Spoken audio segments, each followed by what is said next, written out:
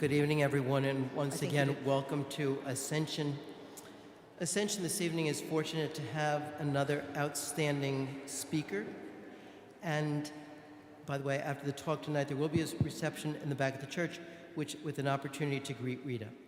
But Rita is a longtime member of Ascension, where she is a passionate confirmation catechist, a lector, a member of our migrant ministry. And Rita works diligently to restore our historical memory of Mary Magdalene as the premier authorized witness of the resurrection and of the 30 biblical women omitted from the Sunday lectionary. Rita is inspired by the potential transformative effect of bringing the stories of these biblical women leaders to everyone. And imagine a future in which popular culture embraces the undeniable and the vital leadership roles of these women of salvation history, and in which we all, including church leaders, take these women as our own role models. So to support this vision, Rita funds research, lectures, and scripture-based art to counter demeaning legends and to touch the public's imagination. So much is done by Rita. Thank you, Rita, and let's welcome Rita this evening. Thank you.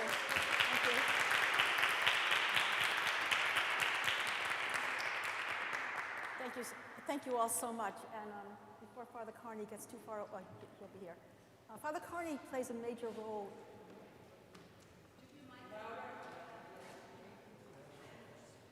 Oh, project more. Okay. In honor of Dan Houlihan, my father, I will speak loudly and clearly, and I'll stand up straight. Don't think.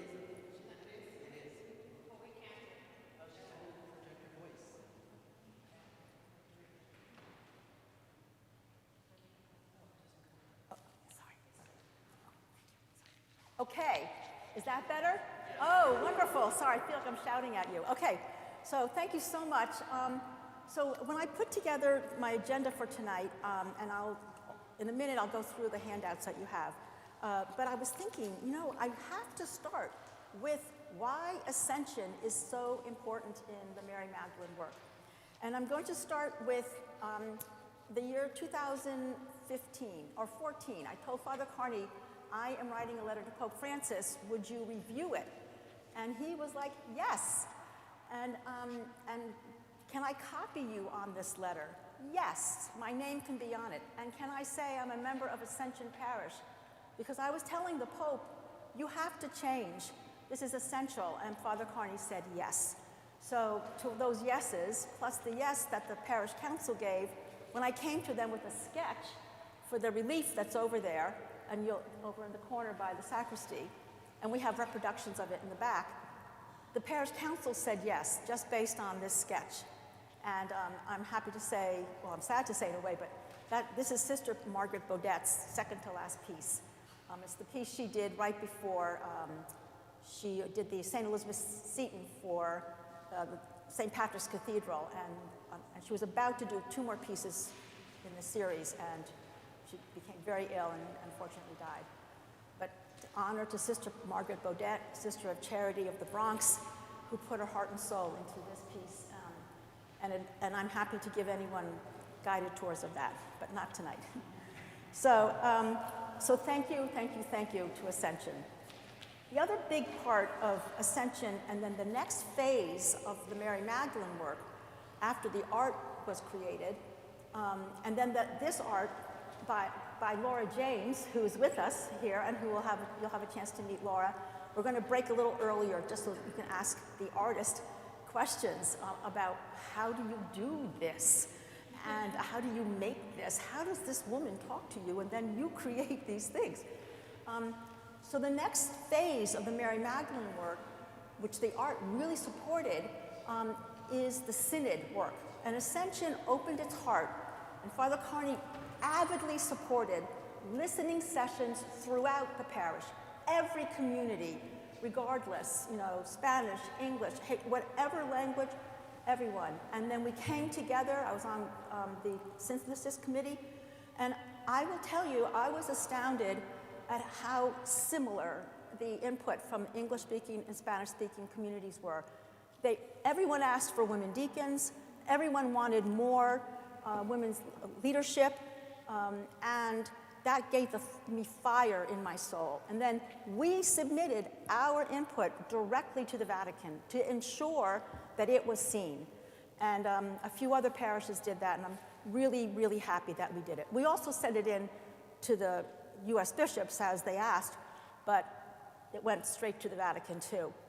And I will not go into paragraph 60 here, but I hope you'll all look up paragraph 60 of the final synod report, which says, given that we are all baptized into leadership, and given the fact that Mary Magdalene is the first witness of the resurrection in every gospel, we must pay more attention to open up our liturgies to honor the women who are missing.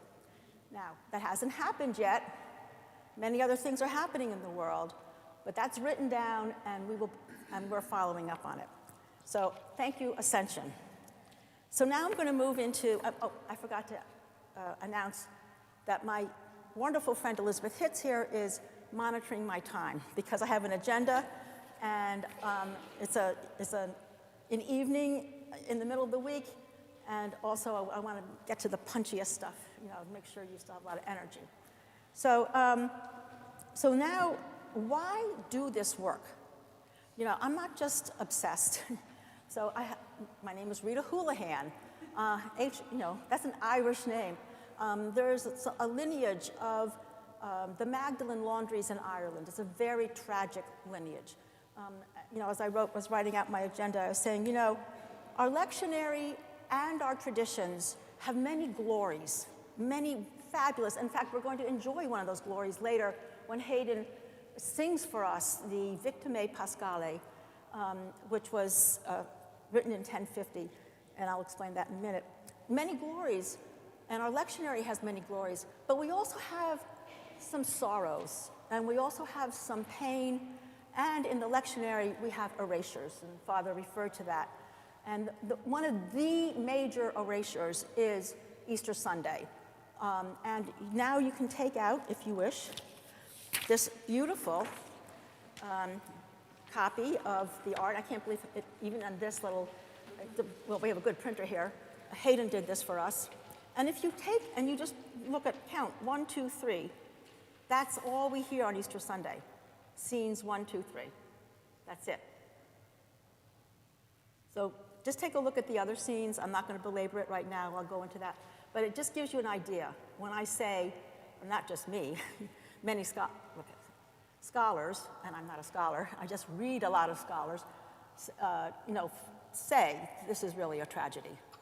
And I'll talk more when I go into the art to each piece.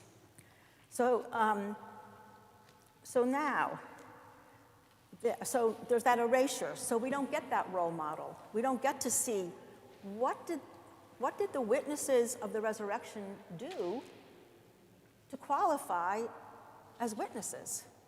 What actions did they take? How can we ourselves follow in their footsteps? So tonight we're going to see some of that. And then if anyone is not familiar with the Magdalene laundries, but I won't go into them either. There's a lot written on them. The last one closed in 1996. They were essentially workhouses for women and girls, not who had been pregnant, out of wedlock, but who were just too flirtatious or rambunctious or reported sexual abuse. And the police wouldn't believe them.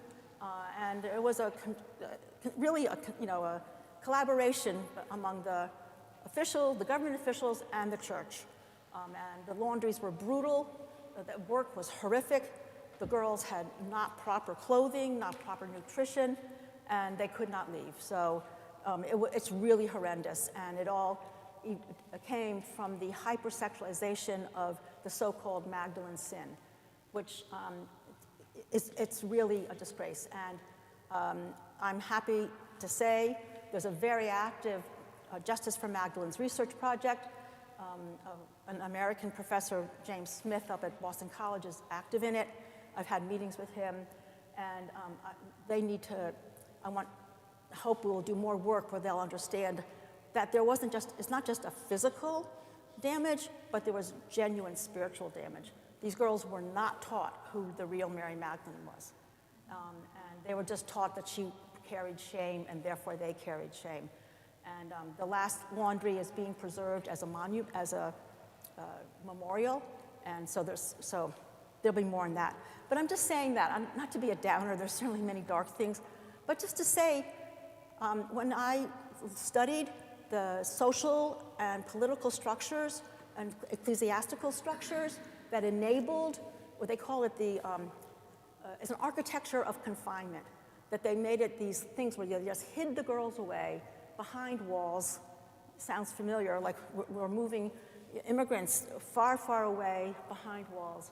And that this could happen again. The cultural factors are in place in some parts of the world where women are not considered sacred and not trusted, and the theology is not advanced. And unfortunately, there are thousands of horrific images of Mary Magdalene available to anyone, which will give you the impression that, of this hypersexualized sinner. And so I'm only one woman, but look at all of you, and you're all about to get over. Okay, we're all about to get art that you can spread around. Okay, wonderful. So that was just to pep us up and say it's worth doing this.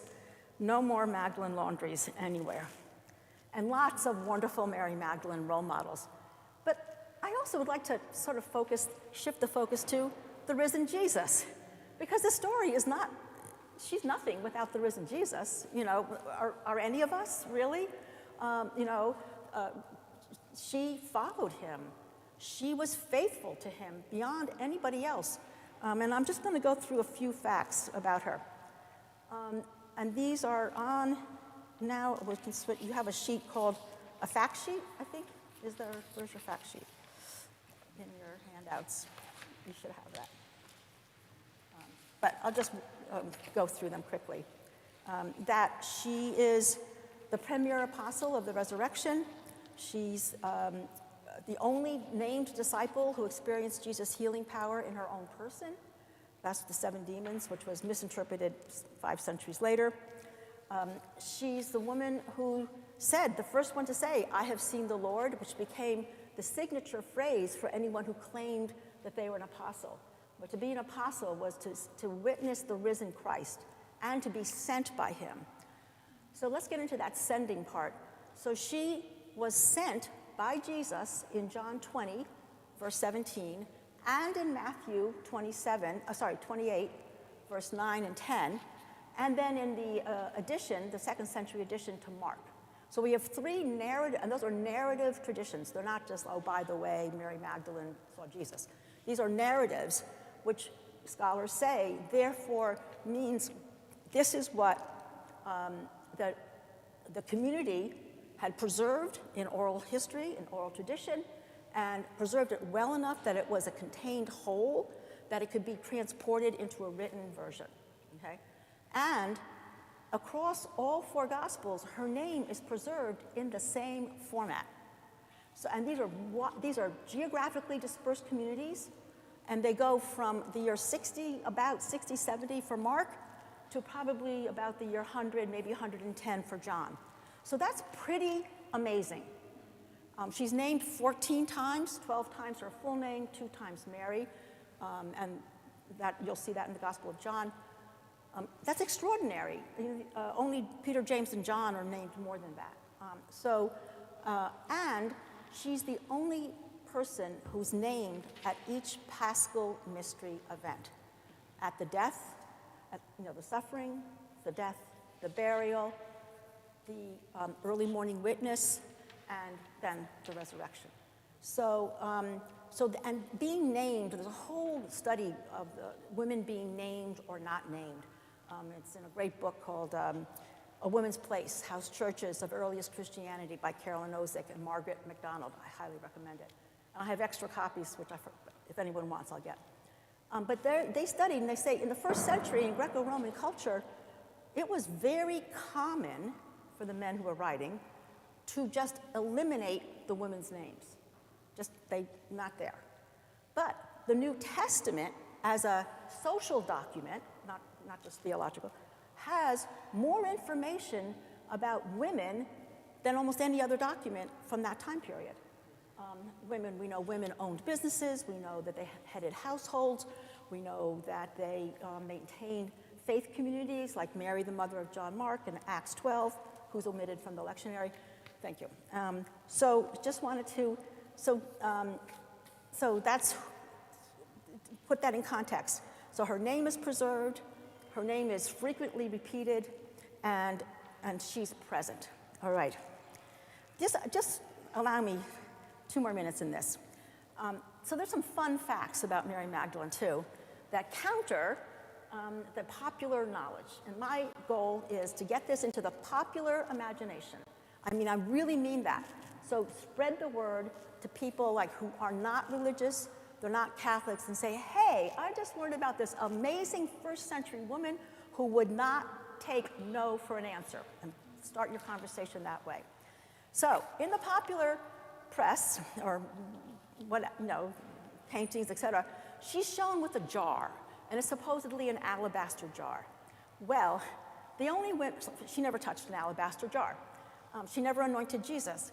The only people who carried an alabaster jar were the unnamed sinner in Luke 7, 36 to 50, the 2 anonymous anointing women in Mark and Matthew who anointed Jesus' head, the prophetic anointing women, unlike the woman in Luke was a woman who showed great love and hospitality and was either thanking Jesus for his forgiveness or was asking for forgiveness. And she's called a sinner, but not described. But she's not named. Mary Magdalene is named.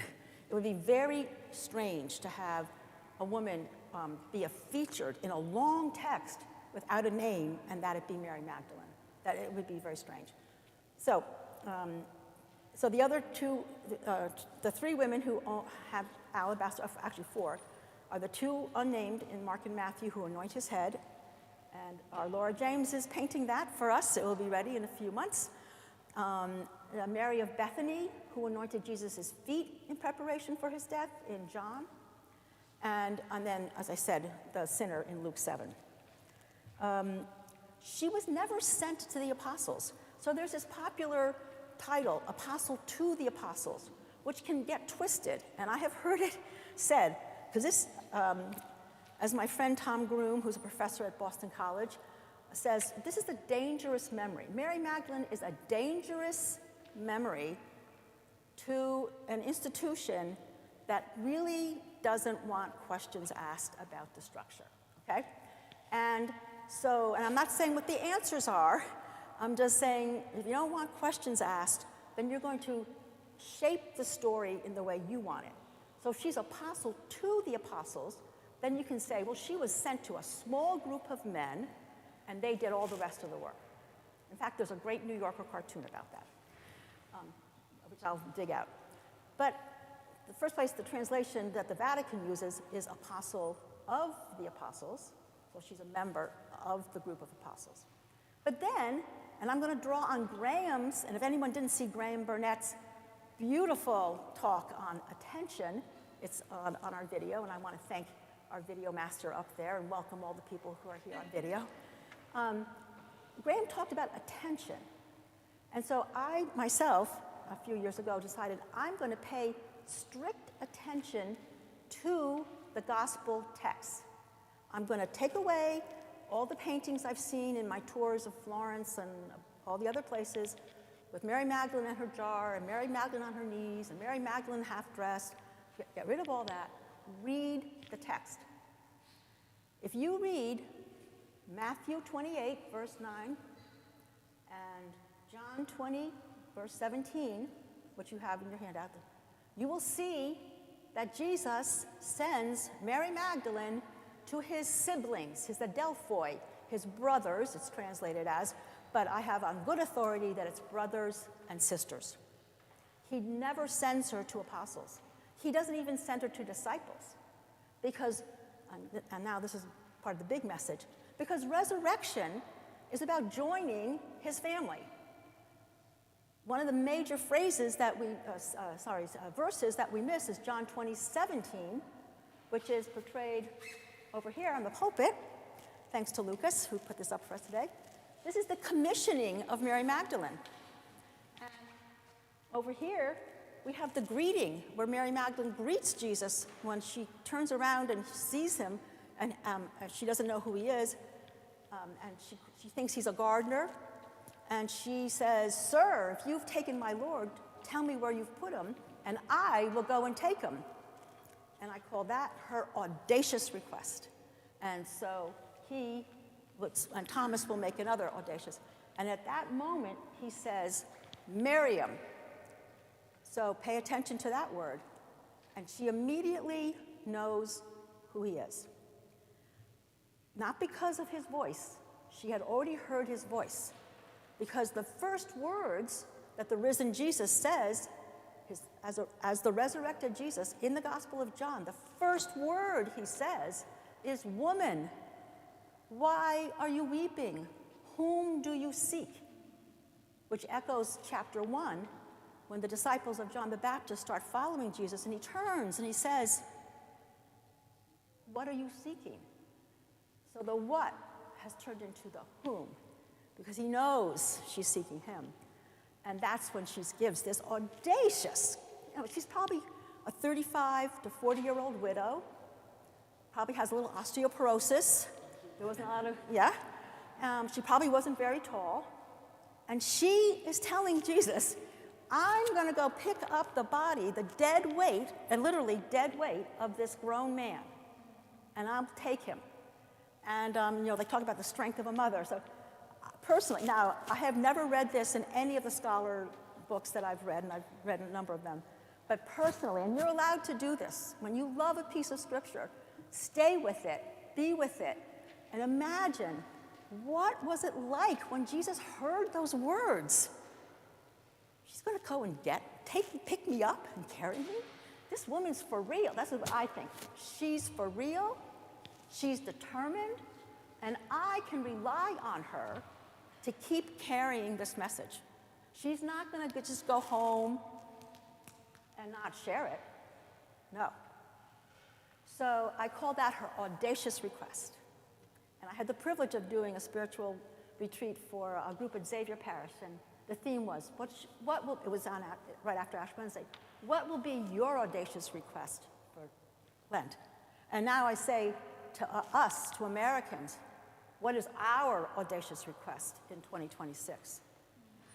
My audacious request is that the Vatican's website crashes at 12 noon Eastern time on Saturday with thousands and millions logging into Pope Leo's peace vigil.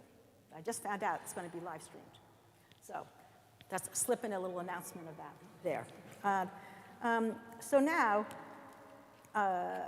so then you get the commissioning, and in this amazing statement here, Jesus says, "Don't touch me," which has been used against Mary Magdalene, because I haven't yet ascended, but instead, there should be, there's a whole set of paintings, "Don't touch me" paintings, but it should be, "But instead" paintings. Instead, go and tell my brothers and sisters that I am going to my Father and your Father, to my God and your God.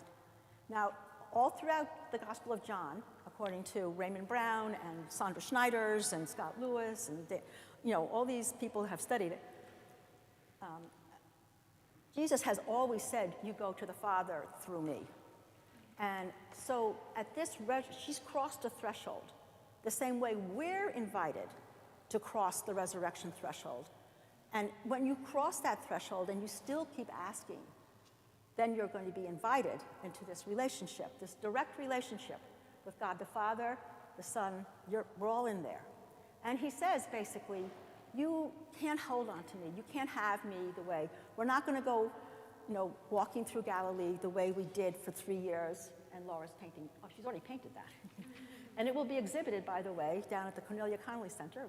More on that. You can't, that's not going to be, that's not the, but the new place is when you go and you create a community. And the next text says, pay attention to the text, is, so Mary Magdalene went to where the disciples were. So the narrator goes into, says disciples. So what is that space where they were? Well, Francis Maloney, who wrote the Jesuit, well, he was the contributor for the Jesuits' commentary on the Bible. He wrote the volume on John.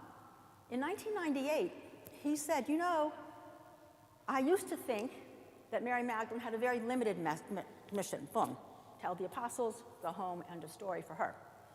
But now, when I look at this phrasing, and I look at the context, she had to go and collect those disciples. So she created the space where, because they came together, they created the space where the disciples were. It's not a room, it's where they were.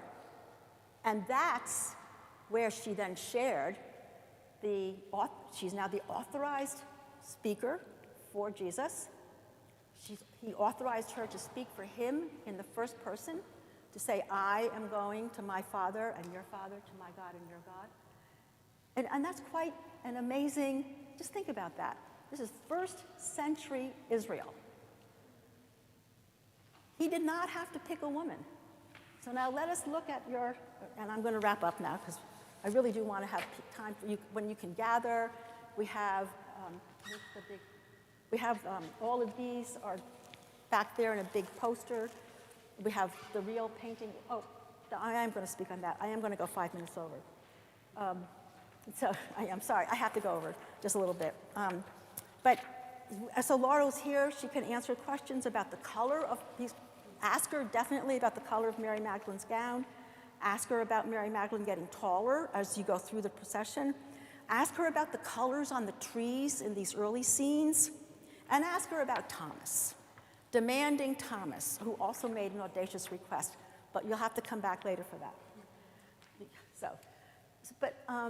So that's my excitement about the art. I hope you get excited about it too.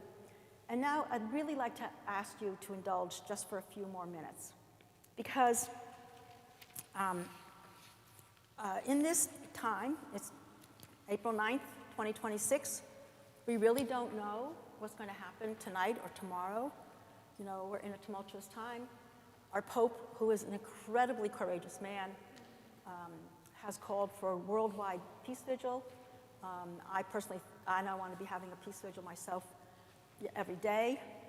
I'm going to put a plug in the Dorothea Project. We'll be running a peace vigil. Everyone's welcome to come to it. Just go to our website, Dorothea, for Dorothy Day and Thea Bowman, at 12 noon on Saturday also. But because of this dark time, and if it's easier for you to just look on your sheet, if you look at the fourth scene, and I think this and the commissioning are probably the two most dangerous scenes in this series. And later on, this is the real painting. So it's here, placed carefully. Please look at the colors, the darkness. Look at Mary Magdalene's foot. On the threshold is my foot. So I'm just going to get personal. Is my foot on the threshold? Look who's leaving. So Peter and the beloved, she went and got them. That was her instinct. When she found the empty tomb, she went and told them. She gathered them. They came. The beloved understood something important because the face cloth was rolled in a special way. And it says he believed. But Peter, there's nothing said about Peter. And this, by the way, this is the last chapter of the original book of John. It ends with, this is written that you may believe. That's the last sentence. Verse 31. Chapter 21 with the beautiful breakfast scene with Peter and Jesus was added by a completely different author. So just wanted to say. So the Johannine community of the beloved, this was their story. They ended with Mary Magdalene and Thomas as the major resurrection witnesses. But just look at where she is. So they're leaving. And if you look very carefully in scene 6, you can see way up this, right here. You can see they're walking, they're still walking away. So they're missing everything. And she stays. So I need to say, okay, I have some friends that are saying, yeah, I don't want to go to the peace vigil. Am I going to go? It's my choice. Can I ask a few other people to come? It's my choice. So this scene that Laura did so fantastically with the anxiety on her face, but the foot moving and her legs, her knees are bent. You can see she's, even if her heart and her mind haven't gone in, she knows she's going into that tomb. And now we know the end of that story. We know the colors, but she doesn't. We don't know the end of this story. And I don't know if you saw, but there's a bishop in the Philippines who wrote an open letter to America, and it's worth watching, looking. I'll ask him. I'll send it to you. But he basically said, this is our choice. America, this is your choice, what's going to happen. But so is my foot on the threshold. And I completely forgot to introduce Hayden, who is standing here. I started going into the art, so we're going to end now with, and if we did, if anyone, by the way, I'm available. Yes, we're going to do, I'm happy to arrange I've written a history paper on Mary Magdalene. I can tell you how the conflation happened, what the legends, how it moved, and all these conflicting beliefs about her.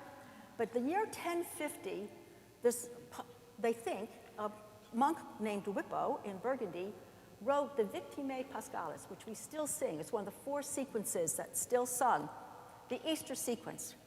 And the 3rd verse is, tell us, Mary, what you saw on the way. And the 6th verse tells people, believe the ever-truthful Mary. So this is around the year 1050 in Burgundy. A few, 100 miles away, in Vézelay, which is also in Burgundy, a new shrine was being set up to Mary Magdalene. They claimed they had a leg or some part of her, and they started making a lot of money. And that's where the legend was written down and really became. So you have these conflicting, you have this honor, so people knew the text, they did not forget it, and then you had the counter text being written at the same time. And so we're going to end, me and Hayden, and then we'll have questions. But if you could please, and then everyone, if you take, just so you can follow, and Hayden does this beautiful job for us. Which one is it? Can you hold it up? Oh, thank you. Yes, so if you look for the one that has just the announcement of this talk, and turn it over. Does everybody have it? Okay. So Hayden's going to sing in Latin because the music's written for the Latin, but she also put the English here so you could appreciate it. And so thank you, Hayden.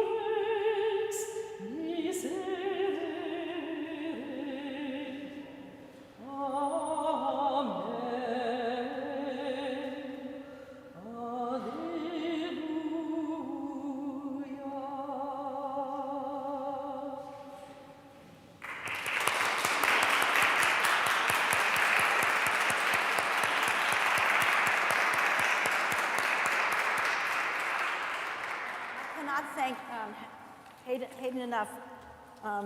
That line, this second to last verse, stanza, we must believe the truthful Mary and no other. I have never heard that sung before. It's in the text. There's another very anti-Semitic part of that verse, which we cut out, and I think that's why it's eliminated. But within 500 years of that line being written, we had the Inquisition, and women were not believed. So we can lose the treasures that are in our scripture. And so pay attention to the scripture and the art. And thank you so much for your attention.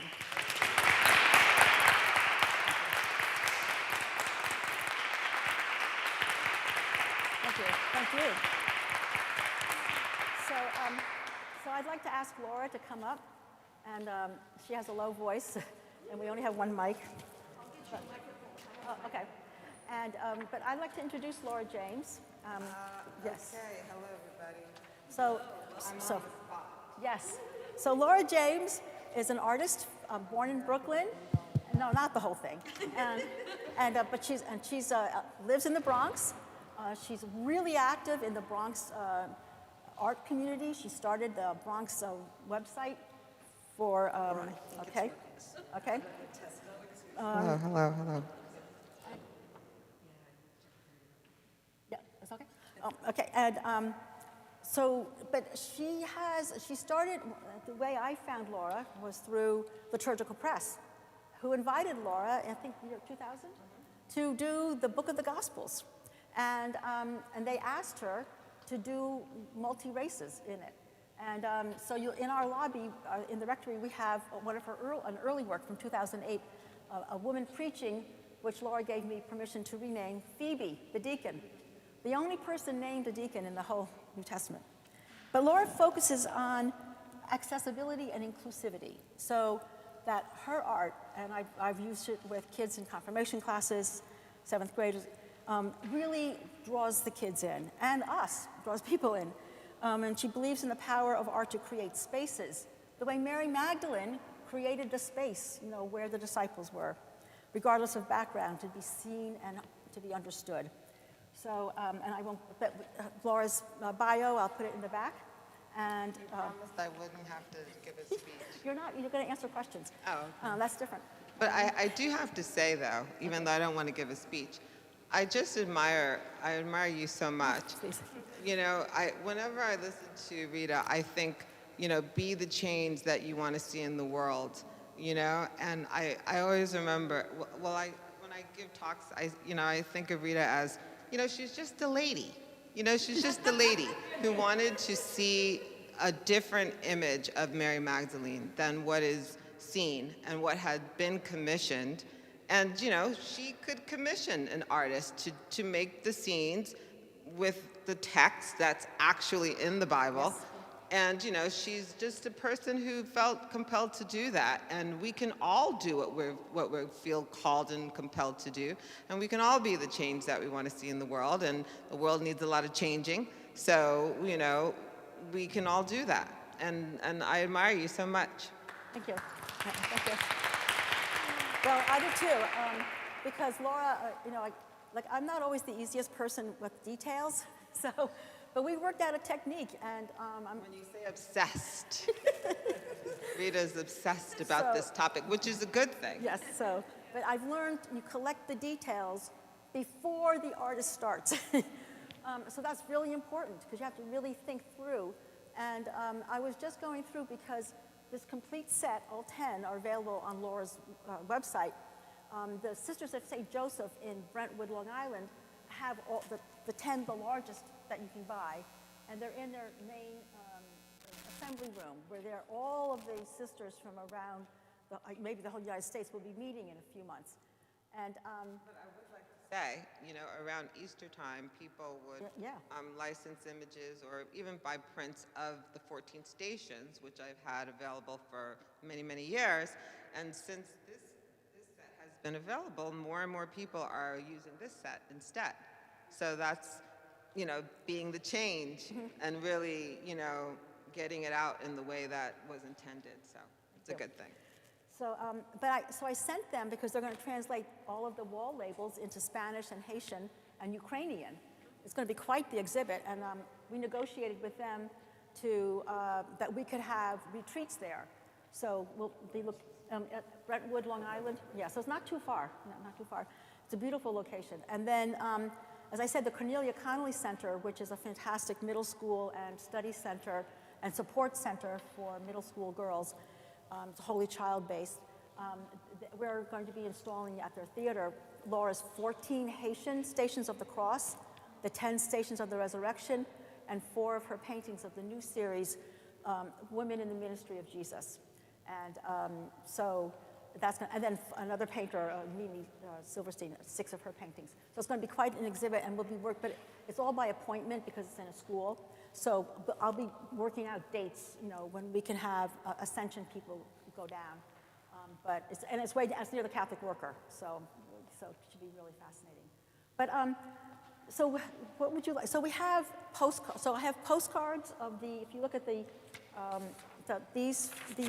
bottom 5, you're all going to receive postcards of them that are really nice, high resolution. We have plaques. The postcards are free. The plaques of the Peggy Bodette are $20 each for and I apologize to people who are online, but if you write to me, I'll mail things to you. Any money goes to the Faith Formation. And then we have the real painting here, which is quite amazing to see Laura's technique. Look better than the paintings. And then these prints, they're made they're printed at the Golden Lights print shop down on, I'm going to give a plug in on 95th and Broadway. And these are the highest resolution images you can get, so they're not legal to be sent to anyone except for that one print store. So that's why you can see the colors. If you go up, and I urge you to go up and look at anything that draws your fancy. There's a large poster of all 10, so again you can get the flow. But you'll see the purple, you see the vegetation coming out. You'll see that the sheep, because in John 10, 10 verse 3 to 4, Jesus assures the disciples, don't worry, are we real disciples? And he said, I'll call you by name. And that's what he's doing here. He revealed his risen presence by saying the name Miriam, which is one of the most ancient women's names. So, but let's get questions and.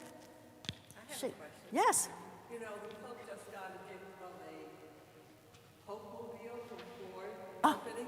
I don't see why we can't send him a set of these. Why not? Why not? We could, definitely. I think he should see it. Yeah. I think he should maybe it's a motivation for Okay. something that's more Right. inviting for women as deacons at least. Good idea. So I think that's, that's nice. It's a nice gift, but I think maybe this is more consoling.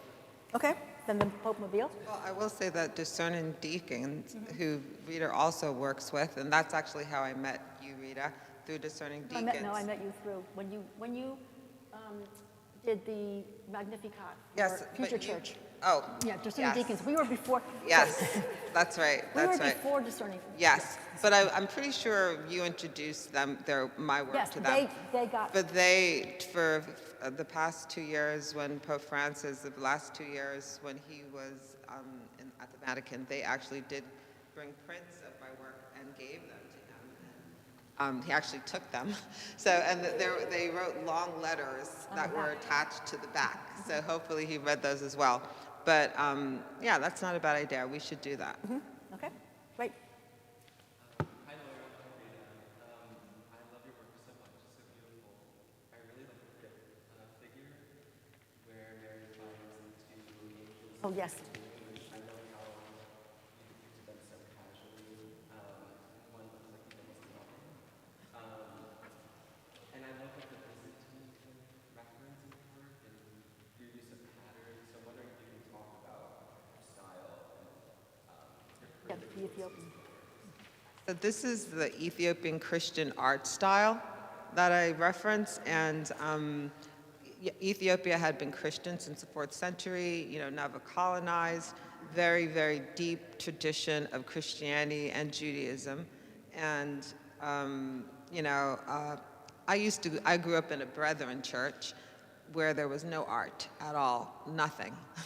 And so, I was really attracted to icons of all kinds, and obviously in the Ethiopian tradition, the people are black and brown, so that was even more attractive to me. And I love to paint icons, and in Ethiopia they were trading with Rome and with different European countries, so they saw those icons as well when they were, creating icons back in the 4th century and 5th century. So yeah, that's what the style is, Ethiopian Christian art. Actually, the Met now has a pretty good collection of Ethiopian icons that they have on permanent display now.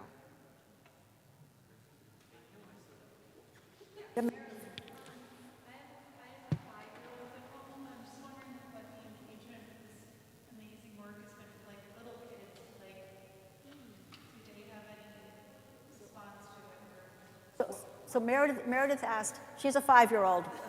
Have we tried engaging 5-year-olds with this art? And Laura has an answer, and I have an answer. Well, with the Mary Magdalene, you maybe talk about the Cornelia Connelly Yes, right. girls. Yeah. But with this style in particular, I've worked with LTP, as Rita said. They commissioned me to illustrate images for the Book of the Gospels in 2000. But I've also done several liturgical calendars for them that they print for schools, for Catholic schools, and they say that they like to use my work because I get a lot of information in a small space, and the children can really see what the stories are. So, and there's actually a coloring book out there in the world with the 46 parables of Jesus, so that's another way to engage children. So I mentioned the series of 20, and Laura doesn't know this, but I'm going to ask her to do 2 more. Because I showed that to one of my favorite biblical scholars, Carolyn Ozick. I had the privilege of spending the day with her at my alma mater, my high school up in Connecticut. And I showed her the list, and I had Laura put together a portfolio of all this, because the sketches are on the canvas linen. And it was all printed out, and Carolyn Ozick sat quietly, looking. She said, you forgot Martha's Christological statement. I'm like, oh my goodness. And then, and there's another one coming. But what Laura did, and I don't know if we can do it with the 4 so there are 4 of this series that are painted already. And, but the rest are all the line drawings, they have the emotion. They don't have all the emotion you'll get from the color, but they have the emotion. They have the body postures, they have the relationships. And if we got good enough photographs that Laura was happy with, they could become a coloring book. And I think, and then also, as Laura said, and this is another thing I was really attracted to, she has the patience. She puts the real scripture text, because I cannot tell you the number of individuals who probably should know better who has said, are you sure that Jesus spoke to her first? And I'm like, yes, I am. And by the way, when we got in to see, so Cardinal Roche is he was the archbishop who wrote the decree that elevated Mary Magdalene. You know that letter I said that Father Carney reviewed and said, yes, you can put my name on it. Yes, you can say you're at Ascension. A year later, to the day of my letter, I never received a response. They elevated Mary Magdalene from a memorial to a feast. I had asked for a solemnity, but, and oh, I forgot to tell this part, and I have to. Our beautiful but departed sacristan, Michael Elmore, one day in early July 2016, because the announcement came July 3rd, and then in English, July 10th, and June 10th, and my mother was quite sick, so I was here in the front pew, and Michael came literally running out of the sacristy, and I'm like, whoa, what's happening, Michael? He goes, do you know what happened? They gave her a preface.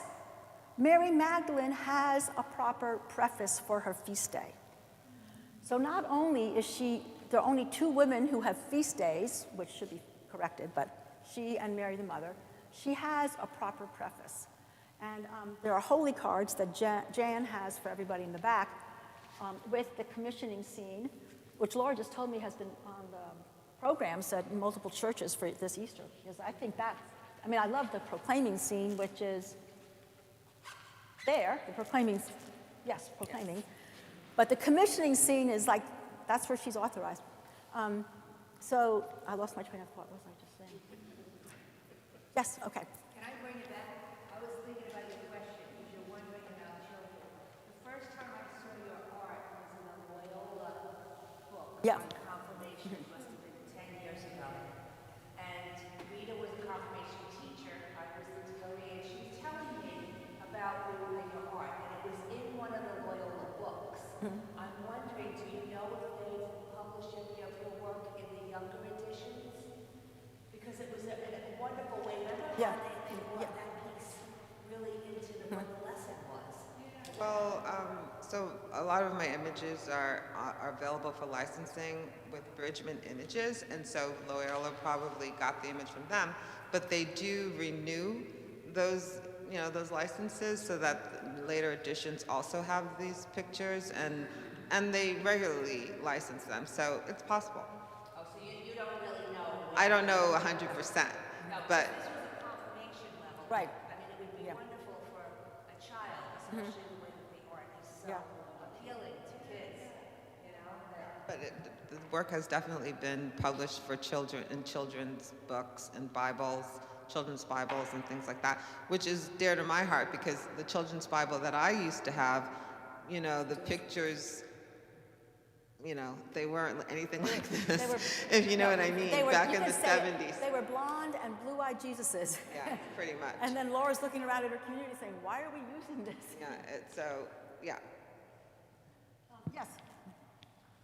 Yes, Rita, regarding your statement that you had to stress to people how Jesus spoke to Mary Magdalene first, I've often heard that in non-Catholic Christian churches, the fact that he spoke to her first is the reason they believe that women can be ordained, she being the apostle to the apostles. I've also heard the argument on the other side, and I do believe women should be ordained, not for a political reason or women's rights issue, but theologically for that reason. Because he sent her to the disciples, or to his brethren. His brothers. His is the brethren. right term. But the argument I hear on the other, I've often heard on the other side, which I don't agree with, but I don't know how to answer, is that women can't be ordained because though he let Thomas touch him, he said to Mary Magdalene, touch me not. And so I would like to know if, based on your research and your years of study, if you have any idea how to answer that. So he said, don't hold on to me, don't touch me, not because you're dirty or you're wrong, because I have not yet ascended to the Father. And instead, so I have an other mission for you. I Right, have a but mission. he let Thomas touch But him before he ascended. But Thomas probably didn't even touch him. It's most likely Thomas just pulled back because, because Jesus says to him, see, come here and see, put your hand here and see. So he's saying it's a multiple level metaphor that in John's lexicon, said, so he probably didn't touch him. But the whole thrust of John 20, 17 and 18, which is where that don't touch me is that he's giving her another mission, a completely different mission, and making it very clear to her and to us that we're not going to have the same old, that the ministry is changing, that we're now in the resurrection mode, and our role is to bring this light to the world. And so that's the message. But that's not the argument they're using now against the women being priests. What the argument they're using now is that women, that because Jesus came to the earth as a human man, women can't image him. That's the argument. They're down to that. They used to have 4 arguments. They've all been disproved, debunked, and now they're down to that. That's the argument they used in the last paper rejecting women deacons. But Phyllis Sagano, we can have Phyllis come. She's writing a new book, she's writing a new book analyzing the different commissions and the excuses that are being used. So that might be a great topic for us, you know. And Phyllis is a great woman. Yes? I have a question because, when you were talking about the two different sort of perspectives coming out of Burgundy in the 10th Oh, yes. century, before the one that's more negative about Mary Magdalene took hold, like, is there evidence of a more, like, honorable Yes. testimony Yes, or tradition? Right. Rather? Yes, there's good evidence. And So, for women in general, or like specifically just for Mary Magdalene? well, I'll stay with Mary Magdalene for right now. But there's more.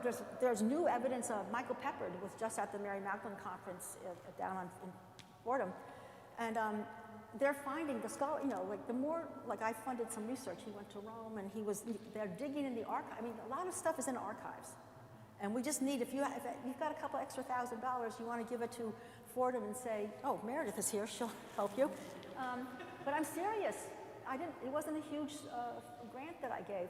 That he went to Rome and he was able to dig into the archives and find some more images of Mary Magdalene that are disgraceful. That they, you know, even when she's honored, they have her flat on the ground, and they're late. That's 16th century. But I don't want to take us off into that. I have a whole lot of the history and why putting her flat on the ground was really important in the 16th century, because the scholars were beginning to use the Greek text, and then and not the translations. And when you do that, and you're a serious, humanist, which means you're going to, unfetter yourself from the past traditions, they started questioning the conflation of her. But the earliest known image of her, that's agreed to by scholars, is from the year around 420, 430. It's on the doors of the Santa Sabina Church in Rome. I have a picture of myself there holding we stood there and say, "Hey," and it's Matthew 28. It's Matthew 28. It's Jesus standing blessing two women who are approaching him. They're fully veiled. They have veils, cloths over their arm, which is how you would approach the emperor or a high-level person. And he has his hands up in the blessing position. So that is most likely Matthew 28:9. Now, if you do a search in Wikipedia or just do a search on Santa Sabina, images on the doors are very famous there from the 5th century, they will not tell you about that. You have to know about it. So, I've been on pilgrimages following in the footsteps of women leaders in Rome, which I'm hoping to get that scholar I spoke about. We're going to videotape her because she designed them. She's retired now. But there are amazing treasures. And they've just found more images of Phoebe that are on illustrated, what do you call those manuscripts, with the illustrations on them? Illuminated manuscripts of an image of Paul. So Phoebe's in Romans 16, and don't feel bad that you don't know who she is, because guess what? She's eliminated from the lectionary completely. She isn't even on a weekday. At least Mary Magdalene's on a weekday. She's eliminated completely. And she's the only person named as a deacon in the New Testament. But most scholars say now that Paul gave her the letter to the Romans, and then, because she's introduced in Romans 16, and he says, "Greet Phoebe, treat her like a member of the communion of saints." I mean, that's serious, She's my patron and the patron of many. It wasn't safe to travel as a Christian. There weren't many places you could stay. And she was from Kencray, which is like the satellite to Corinth. And she was the head of a household. And she founded the house church in Kencray. And so the theory is that she traveled over 700 miles from the tip of Greece to Rome, and that he would have explained the letter, and that this is his masterpiece. Romans is his masterpiece. And he gave it to a woman to explain to the women in Rome, because in that list of people that he's greeting are 10 other women who were heads of households, house churches, either by themselves or with their husbands. So there's so much that's in archives. Well, thank you. Thank you, thank you, thank you. I just want to say to Rita, in your name, I think not only do we admire all the scholarly work you've done, to have this kind of passion for anything, I think we all admire that.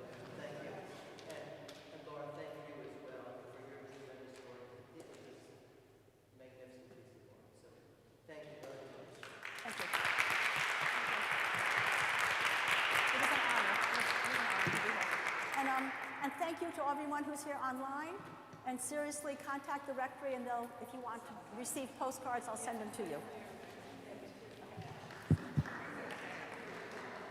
This is. Yeah. Thank you, thank you, thank you. It pays to plan, right?